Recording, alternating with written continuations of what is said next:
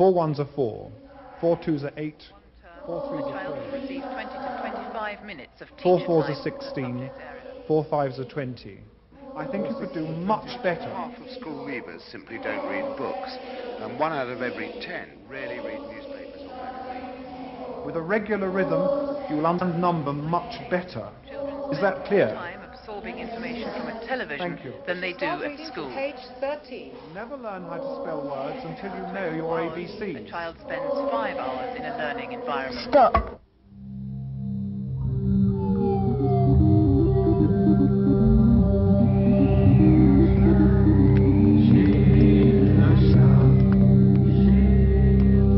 What's that? School app.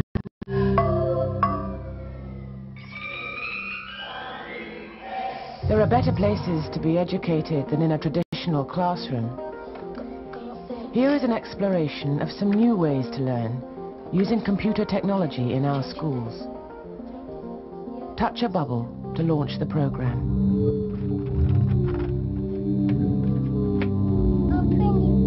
At the core of any learning experience is a person's mind. I think learning happens not when one is focused on learning, but when one is not even aware that it's happening. Change education is the integration of the computer and the television set, a fusion, if you will, into the You system. can see where it's going. The issues are how do we utilize it for the benefit of whole society? Anything else right now in education should be allowed to participate in information that's part of their learning environment. They have to actually get in there. It'll be easier for them to engage a child in play. You can pull them through to all kinds of learning experiences.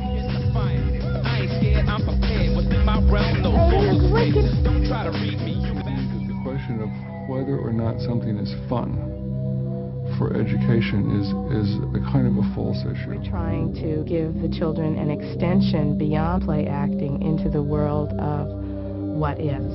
As always, the best weapon we have is the one between our ears, providing it's loaded. Is dimensionless. It's only human beings that give that form. And as quick, get it, quick!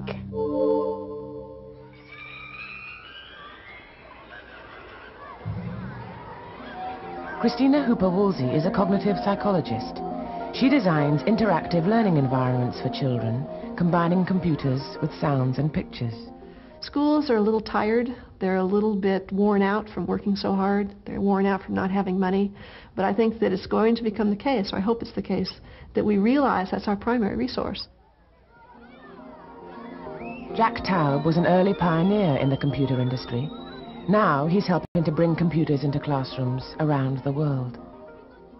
I think the education crisis is a global issue that will become much more severe as time goes on, because what is happening is the world is changing faster and faster, and things that we have to teach our children, you know, are coming along faster and faster, and yet we are delivering all of our education basically through a textbook. By its very nature cannot be changed. Bob Abel is an award-winning filmmaker who has recently started working with multimedia computers. He has created programs based on Picasso, Tennyson, and Christopher Columbus. In the age of industry, like mass production, which made America powerful and great and rich, stamping out students like we stamped out cars or television sets or widgets was the way to educate. In the 60s, we shifted from the industrial age to the age of information, but our education didn't make the paradigm shift. We're still stamping out clones who don't think. I think that if you look at schooling issues, how to provide facilities that are safe, how to provide buildings that hold up, how to hire people, how to pay their wages, how to do all of those kinds of things, that's mostly what people in schools do, and it's a very, very hard job. But indeed, it turns out none of that really matters for some of us unless children learn, are educated, are delighted with knowledge. And we somehow, because of this institutional momentum, have built systems that aren't quite about learning anymore. And I think we're looking that in the face and we're saying, hey, we have a system that's not something that we just want to tune up a little bit. This is a system that may not be working. Is it like this in England? I'm going to find out more about this. Stephen Heppel is Professor of Information Technology in the Learning Environment at the University of Anglia in England. We do have a crisis in education in the United Kingdom at the moment, a crisis of resources, it's a crisis of morale. Computers are going to solve that crisis, but I believe that if we get it right, then teachers are going to start owning some solutions that computers can bring into the classroom. What's he mean by that? We just got to look at the child as the ultimate consumer here, And we got to make the desk of every child an intellectual Disneyland, and every school has to become a magic kingdom. And you can do that with these existing technologies. There's enough technology in place right now, and electronic highways that can reach any child, any place in the world.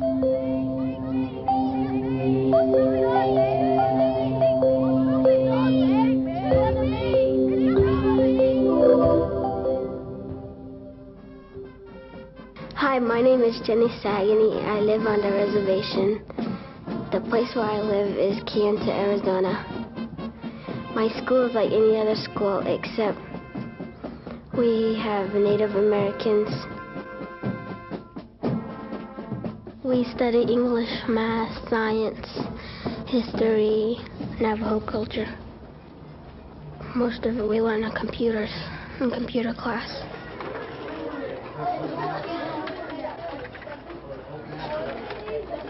I've been learning computers for 3 years. This year we're starting Logo Writer. Logo Writer is fun. It teaches you math and shapes and all that stuff. See, I'm getting a color from the computer right here. Now I'm going to make lines all over it.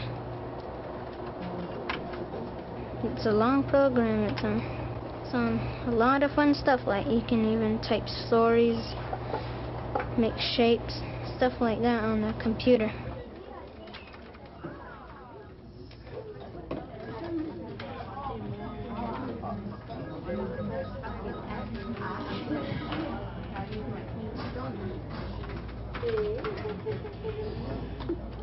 I think children learn best when the educational program is tailored to their individual needs, and I think that the software we're using in the computers is a perfect tool to do this, because the students can work at their own pace.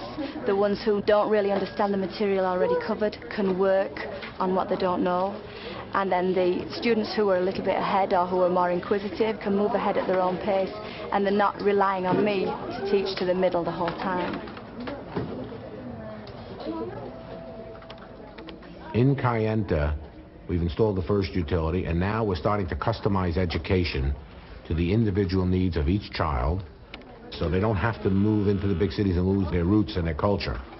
So that's the process going on now, to sit down and give them in Kayenta, which is probably one of the most remote or rural parts of America, give them the finest level of education available any place in America, but at the desk of the child.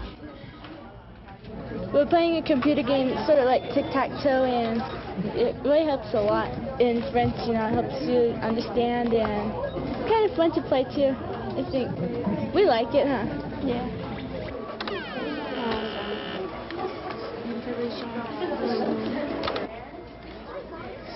The computers have really been a plus to the way I teach in the classroom.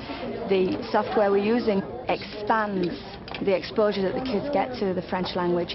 It also provides interaction between students, which is a lot less contrived than it is when I set up reading pairs or conversation partners, because it's much more natural. Education outside of the classroom plays a very important role in the lives of these children. Not formal education, but education from the family about the culture, about the tradition.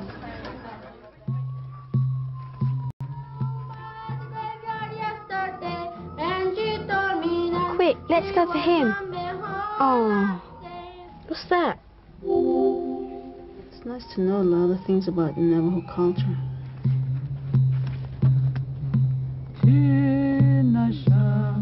The other day I went to see an old medicine woman. She showed me sand painting. What does it represent? Well, it's a rainbow, isn't it? Did you see a rainbow out there as well? Yes. It's just because of this. For the other people, those sick people. There is sick people, they ask them to do some ceremony for them. If they go near light restriction or something like that, that's when they do these things for them. Whenever you see it, you can pray to these things. Pray to it, and so that brings you anything that you want, you wish for, just say. That's what our old people says. Since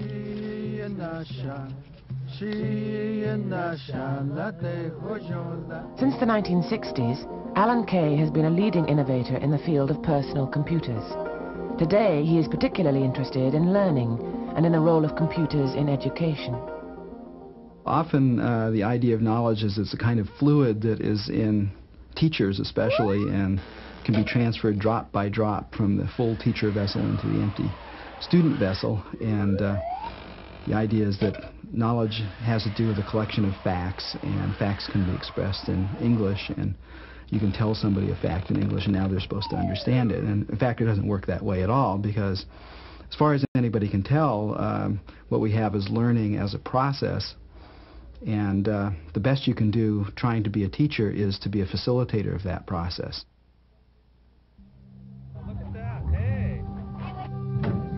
You get to see things and it shows you more about what happened.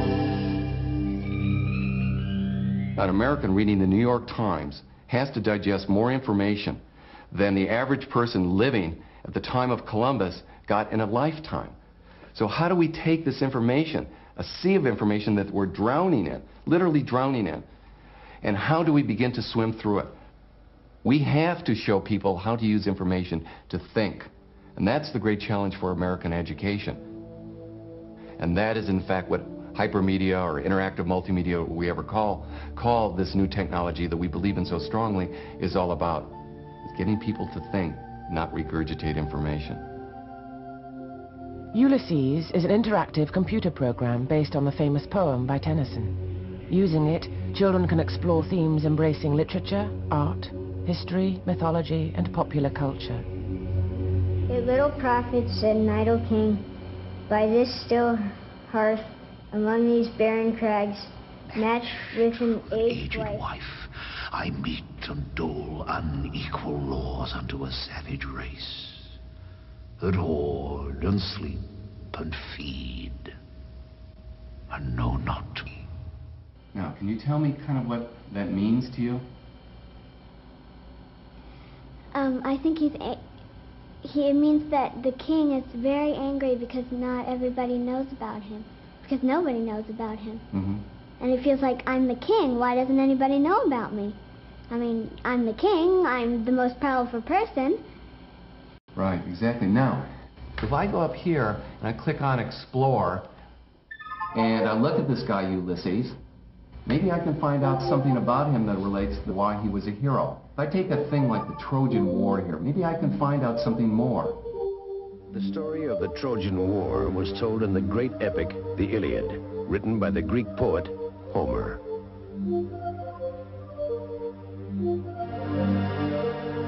It is a tale of love and war. Long ago, a prince of Troy, Paris, eloped with a Greek queen, Helen, the most beautiful woman in the world. He took her back to Troy, a city by the Dardanelles, in what is now Turkey, where his father Priam was king. Our children in America watch more television than they do time in school. So if they go to school 8 hours a day, they watch 9 hours of television, if you include the weekends. When rappers get defiant, I ain't scared, I'm prepared. What's in my realm, no souls are spared. Don't try to read me, you'll be baffled. Before you test me, you best be careful, cause you have no idea where I'm coming from. I be dropping rhymes on drums. Poetry is rap and rap is poetry. You're trying to tell people what you've been through, how you are, what you've seen, how you react to different situations, and that's what it is. So if you take the dramatic, compelling premise of television with full motion video and sound, the way our kids grow up, and put an educational database in a computer that will link into it, I think that's the future that will excite kids and change education in America.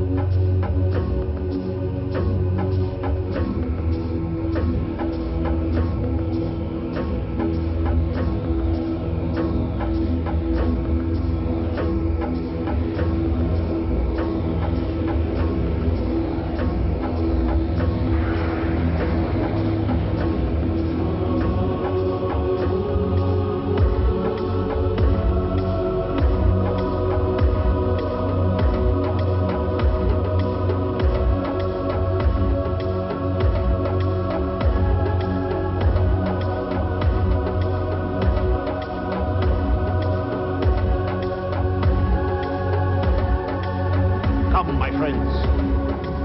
It is not too late to seek a newer world. Push off! And sitting well in order, smite the sounding furrows. For my purpose holds to sail beyond the sunset and the bars of all the western stars until I die. It may be that the gulfs will wash us down. It may be we shall touch the happy isles and see the great Achilles whom we...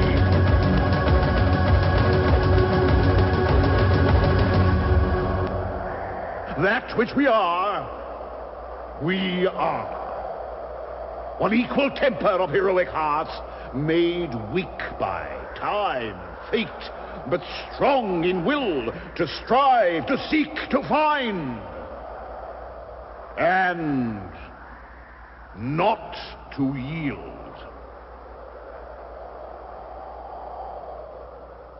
The film sequence you just saw were random ideas brought by 3 children and 5 adults in a 48-hour period to what is Ulysses? And of course it seems to have many different meanings. Are they correct? We don't know. But what we did do is get kids thinking. And we guided them to help get their ideas into this form. And that for me is the beginning, the turning place in education. So what was it like? Is it good? Well, it's much more complicated than learning in school, but I think it's a lot better. Why? You can feel it more. You can feel it more by looking at the pictures, and also reading it, and seeing other people read it. Now at least I understand something about the poem. It's about heroes and what they risked their lives for and everything.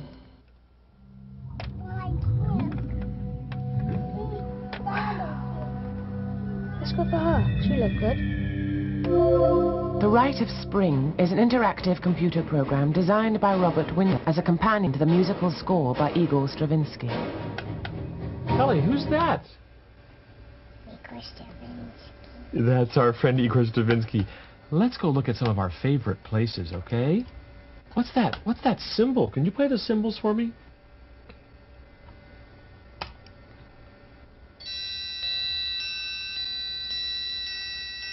Now, Kelly, can you play it for me with Mr. Trumpet?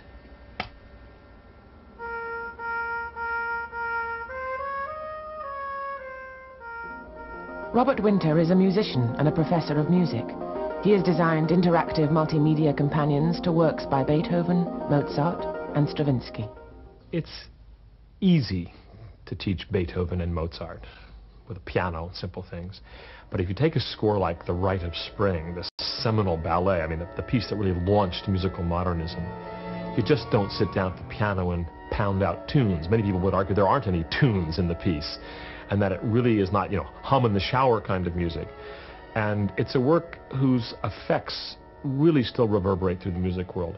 I'm interested in making this piece into something that a 3-year-old would find interesting. Let's go look at the percussion.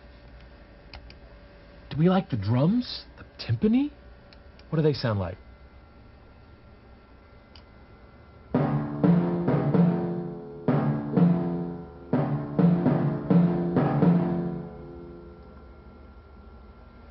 About this one.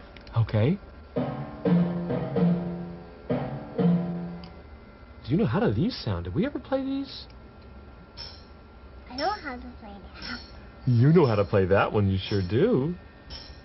Then I know go to toddler class. At toddler class they have those tambourines, don't they? The excitement about this multimedia technology for me is that one can take music by Beethoven, by Stravinsky, very difficult, for most people impenetrable music, and suddenly bring it right into a child's sensory sphere. Kelly, which is our favorite? This one again.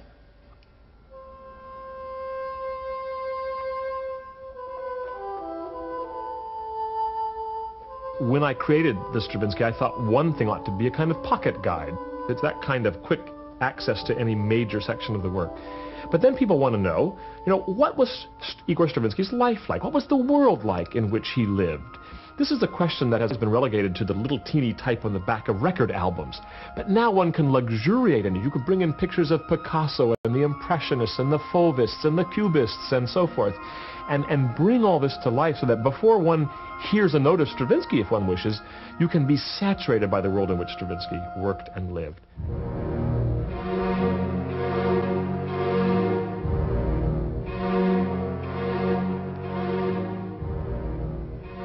Igor Stravinsky.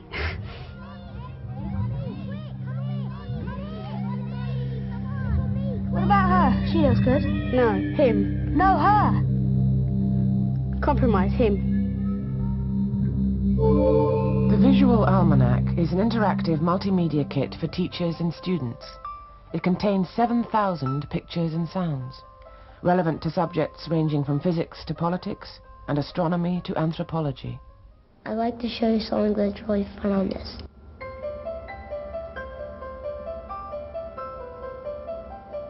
If the black line goes up, it shows them going faster, and if it goes down, it shows them going slower.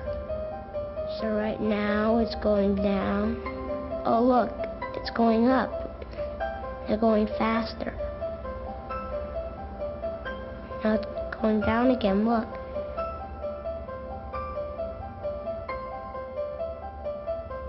We try to take real-world experiences, because this medium lets us do it, and from those real-world things to abstract elements that then can be played with, and then you go back into the real world. So that back and forth, these computers are wonderful abstraction machines. You can see that that graph is the same thing as that motion on the merry-go-round. They aren't one thing you learn in school and the other thing you play with in the playground. They are the same thing, and that integration, that understanding is what's possible when you put those together. Can you do anything else with it? What do you like doing best? Mainly the animal habitats, where I mainly like to look at different animals. And there's also an orchestra and this little kind of zoo thing. Guff, guff, wang, wang, wang. The Visual Almanac is something we built to give people so that they could explore multimedia. It has 3 pieces. The first part is the collections. The collections are the set of stuff. It's the things, the movies, the stills, the sounds, that is your basic cadre of materials. The second part is what we call composition workspace. It's the place you take those, like on a workbench, and you put them together and you make new things, which we think is real important, making your own things. The third part are activities. And those activities give someone the ability to see the kinds of interactions we think are important and interesting in the multimedia area. Some of us only learn when we're having fun. And fun is not necessarily, you know, jumping up and down and waving your hands or whatever people do when they have fun. Hiya.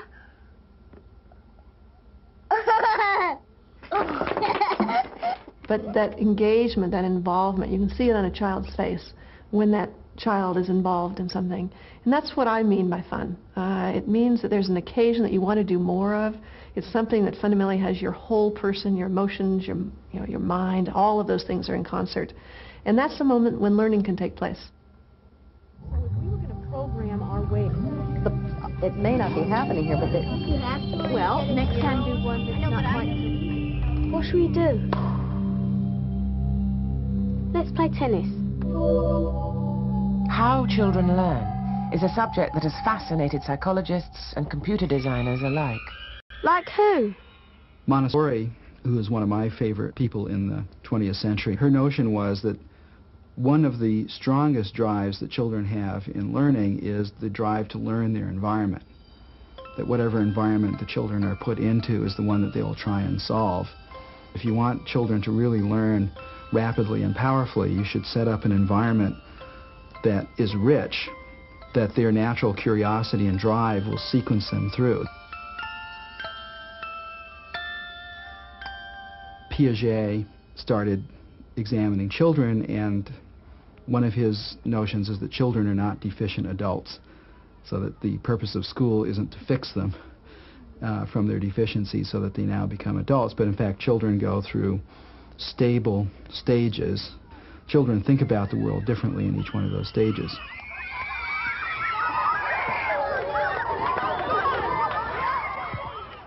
Harvard psychologist Jerome Bruner followed on from Piaget in the 50s and 60s and did a series of remarkable experiments that seemed to show that we had multiple mentalities. He particularly was interested in what he called the inactive mentality, the one that's interested in doing things that you learn by feeling and touching your nose without looking at it and so forth. One of the reasons I associate myself with tennis is not because I'm a great tennis player, but because the inner game of tennis, as thought up by Tim Galway, had a tremendous influence on me. Footwork, learned a lot. By the way, your grip. One of Galway's notions was, he says, the problem with most theories of teaching is that the parts of the mind you want to have learned don't understand English. So if you want to learn tennis the hard way, you go to a pro who will tell you how to hold the racket and how to move your feet. That can take months. But Galway has shown that you can learn it in a half an hour or so if you quiet the part of your mind that was going to try and interfere and take over and let what Bruner would call the inactive mentality, the one that controls your body, be able to do what it's been doing for 20 years already, which is moving around in the world and seeing with the eyes and coordinating the hands. Bounce, hit, bounce, hit, bounce, hit. Long ago, Seymour Papert asked the question, should the computer program the child or should the child program the computer? And in the behaviorist way of thinking about it, the computer is a kind of a Skinner box that gets the child to react in different ways. So it's drill and practice in a variety of different ways. And Papert's idea was, hey, wait a minute. What we should really do is let the children build the programs. Building programs? What's he on about? There's an interesting contrast between the United States of America and the United Kingdom in terms of what's happening in computers. Over here, I think we're fantasizing to some extent in thinking that the exciting, open-ended exploratory work which our children are doing in classrooms is being reflected also in what they're doing on a computer screen. I think typically it isn't. What's happening on a computer screen is often just tokenism, I think. In America, what's happened that's different to the United Kingdom is that they've been prepared to take risks with their learning environment. They've been prepared to fund big, imaginative projects that say, what does happen when we put a lot of computers in front of a small number of children? What does a technology-rich environment really look like? What happens in the children's mind? What are the issues of marking, of assessment? What are the issues of organization and management? What are the issues of curriculum continuity? They've looked at the big problems and they've solved it with big schemes.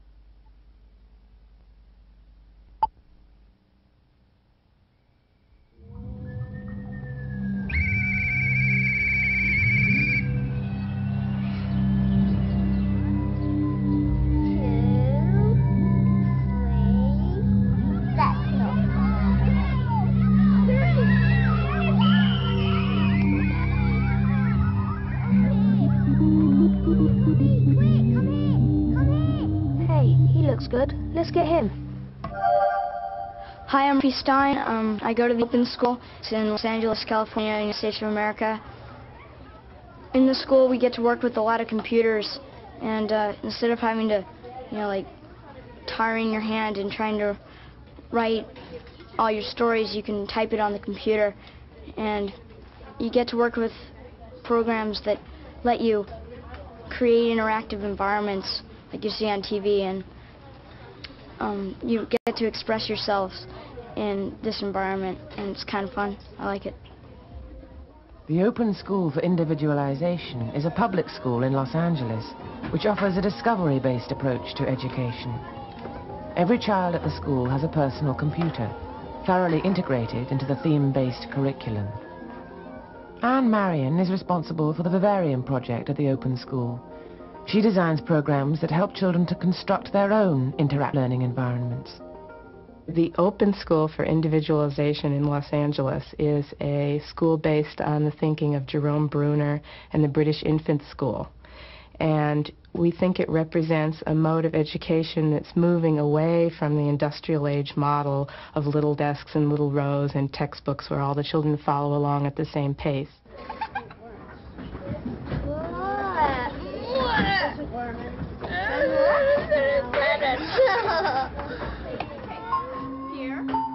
Okay, boys and girls, let's all put our hands on the mouse and see if you can move the arrow to the middle of the screen. This is the middle, Tiana, right there. Let's see if you can move the arrow. Okay, good. Now, let's see if you can move your arrow to the trash can. See if you can move it to the trash can. Are any of you having problems? So some of your streets may match the black lines underneath. What attracted us to the Open School were all the wonderful theme-based projects we saw at every grade level. One example is what they are creating at the 8- and 9-year-old level, which is a giant city. And the city is based on the square mile around the school, so it's actually based on a real site, but it's placed 100 years in the future. So the children are called upon to imagine what things might be like then, and they're quite free to change things, although they have to change things through a process of negotiation and actual constructed movement. They have to say, we built a mountain because we moved the dirt from where we made the lake. They actually did this one year, and they learned quite a lot about conservation of volume. They had no idea it would take so much dirt. I'm trying to put together a city with the classroom, and I've got this piece right here that I don't know where it goes, but I thought I already found somewhere, but it doesn't look like it fitted, so we're trying to get everything together. This kind of project suggests opportunities for learning like that, which you can't even imagine at the outset. It's so rich. Cesare Pavese said, to know the world, one must construct it. This is something that Piaget would have agreed with, and Montessori, and Bruner, and so forth. It's the idea that we build things not just to have them, but to also learn about them. The children are working on actual three-dimensional objects, and they're creating little scale model buildings, and they can see inside those buildings and imagine themselves living inside those buildings and walking down those streets. Now that's a capability which we do see on computers, but not computers for children. We see it on computers for computer-aided manufacturing and design. But we are thinking in terms of those sorts of computers to bring them into the classroom someday in the future. And when we do, how are we going to make them more easy for the children to use? And how are we going to put them into the context of a year-long curriculum?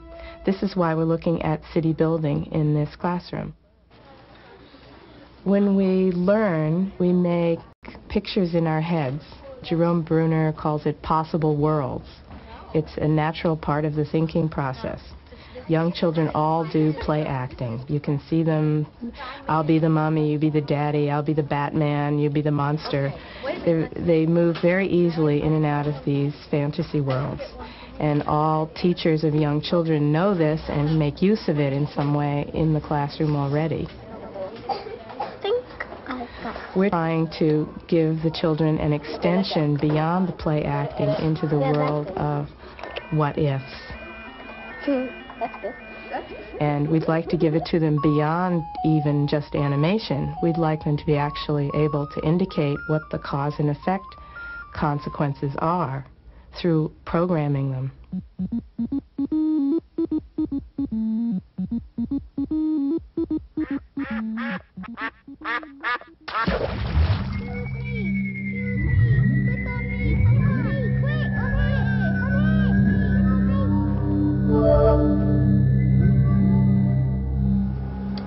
Today we're going to use the computer and try to get it to help us solve a problem that a whale has every day of his life. A whale is a mammal, so he has to do what?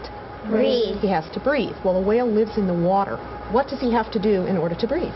Go to the surface. He has to come to the surface. Does he stay at the surface all of the time? No. No. So if we were going to program our whale on the computer here, you'd have to think about what he needs to do in order to breathe. How long can he stay under without breathing and then coming up to take a breath? We'll have to know where the surface is. He has to know where the surface is. Where the bottom and where the bottom is. He has to know when to go up. When to go up. How long to stay up there. Okay, so now when you go back to your computers, you're going to program this whale and you're going to write in some code and see if we can't make this actually happen. Okay? Great. This idea of the computer as a constructive medium, and in fact it's not just a constructive medium, it's the constructive medium, because it can simulate the details of all other material, including material that can't exist physically in this universe. The world is always in motion, and yet in school we're limited because of money and our technology to pen and paper, which is very static. And the computer has the potential to do animation, music, and also to create the kinds of simulations that scientists use in their laboratories to model things like weather and population growth and economics, or ecosystems, which is the theme we are using at the school. Our challenge is to create new tools for making it easier for children to create these models on the computer. Right now it's much too difficult, and it shouldn't be.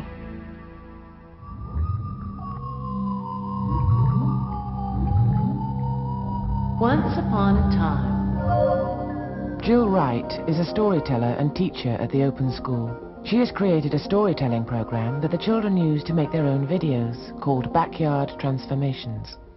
Backyard Transformations is a story-making, story construction kit for children. And it's a series of keyframes on a computer that look like cards, like playing cards. Children can choose these keyframes, click on them, and they appear as a video sequence on a television screen. And then they arrange these sequences in their own little movies, and they bring down little cards and write stories about them, and they make their own movies. Voila!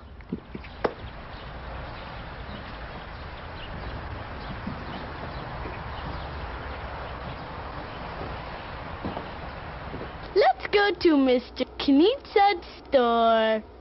This is Miss Fatty Poo. She is 85 years old. She has 1 dog and 2 cats.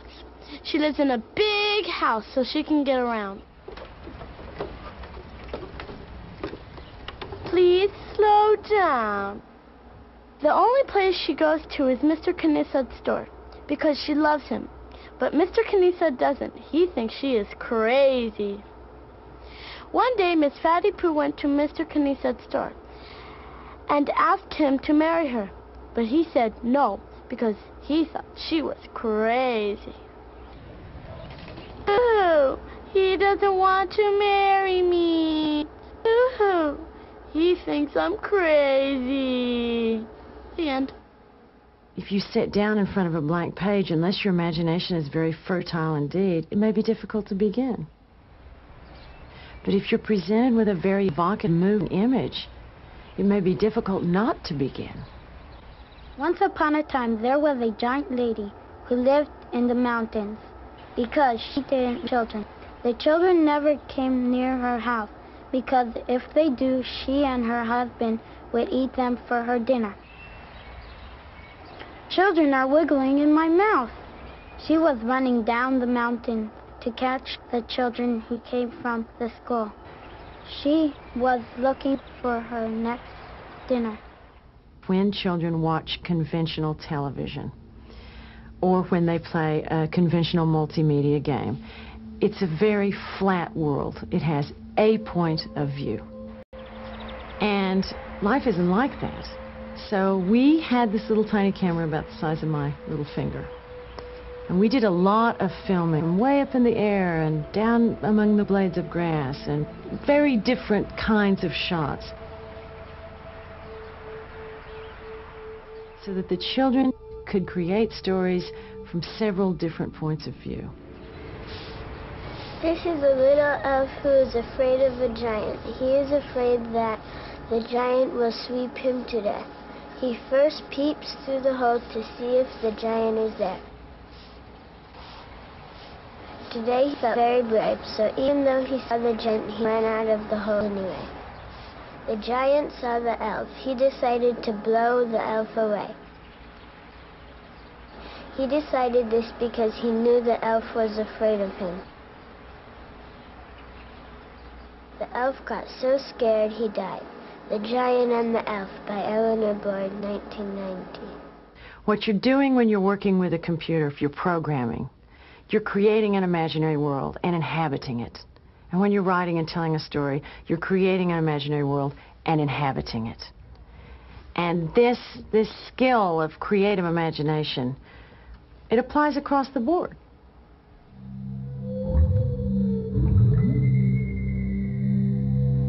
He looks strange. Shall I pick him? Michael Crichton is a filmmaker and writer. He is skeptical about the benefit of multimedia computers in the classroom. What I think no one is dealing with this exciting technology is, how are you going to assess it? How are you going to say to some 13-year-old black kid, let's talk about your video. Let's talk about those images that you've chosen. Does this video rate an A or a B, or a C or a D? Now, I think there are ways to make those assessments and to talk to the kid.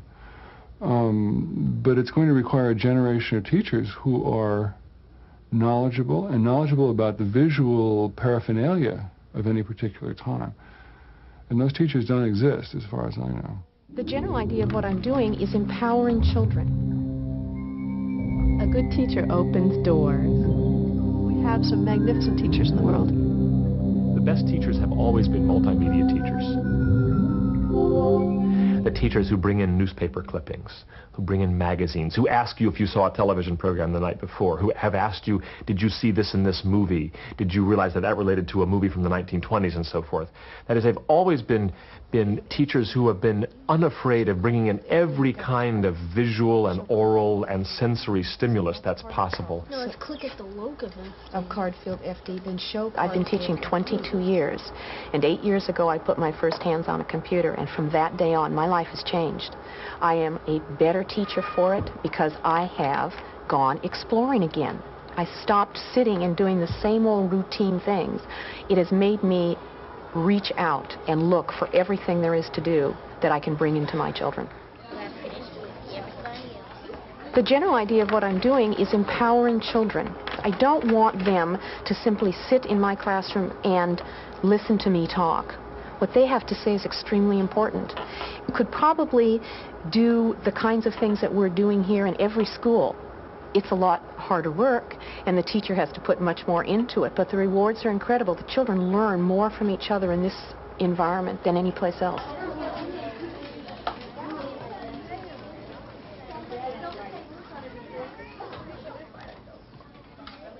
What do you like doing best on the computer?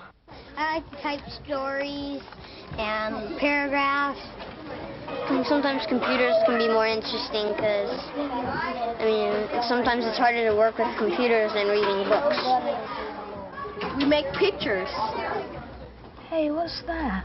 This is a stack that I made about fish, and I hope it will help people learn about fish. And,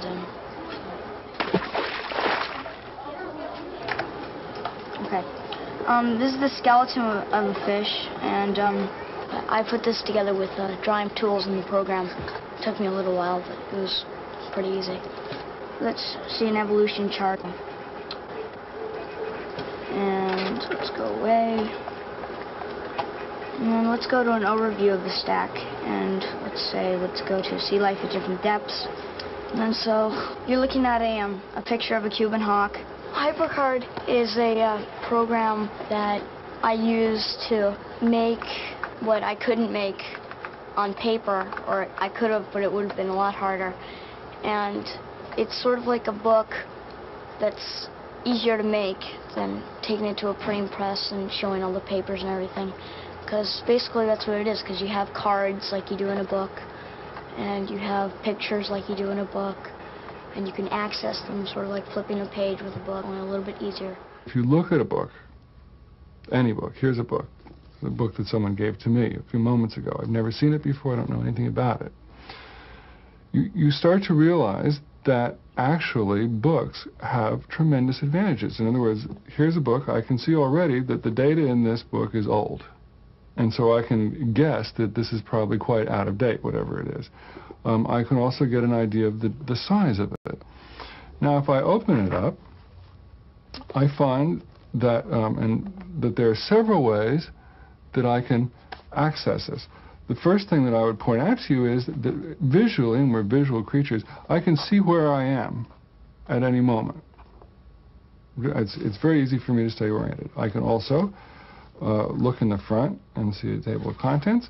I can look in the back and see an index. I can, if I don't like to use those procedures, I can sort of flip through it like this and look for something that catches my eye. I can have a number of different ways of moving through this particular collection of data. Furthermore, if I'm in a library, I'm moving through a three-dimensional space. I am always oriented. I know exactly where I am. I know exactly how I'm operating inside the database. This simple way of interacting with knowledge has no analog in the digital world yet. No one has worked out a good way for individuals to move through electronically stored knowledge. I like to think that the kids take from the book and from me as a teacher and then create something with that knowledge and information on the computer. The thing that makes the book different than the computer is the book is simply facts. The computer, the children are interacting with. They can make it do whatever they want it to do. It can come alive for them. And so it's a tool. It's a tool to give back to me something that they've learned in a really creative way.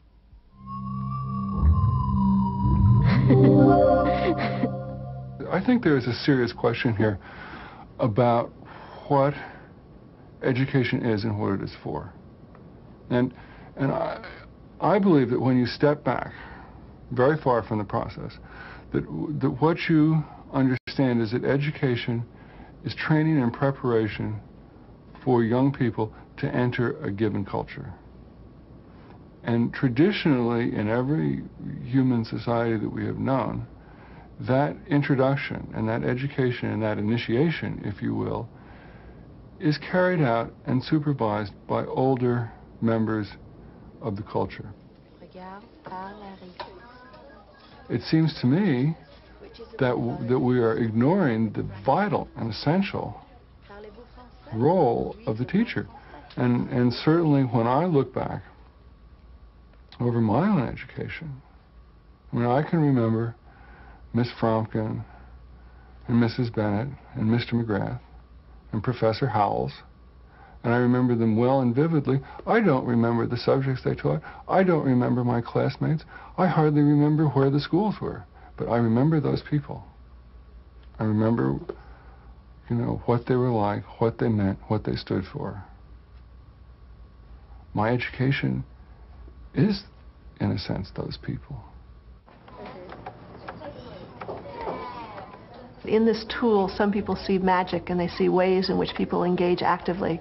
Other people see them mainly as a way to transmit information, more in a hardware kind of a sense. And I think that the dream and the possibility is in that view of them as interactive situations for humans.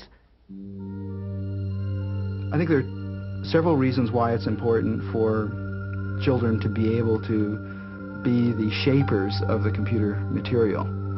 And I don't know what order to put them in, but one of them is that we're living in the 20th century, not the 13th. Most people in this century are actually living in the 13th. Most people don't know anything about physics. They don't know much about politics. You know, there's so many things that have happened that actually are not part of most people's lives.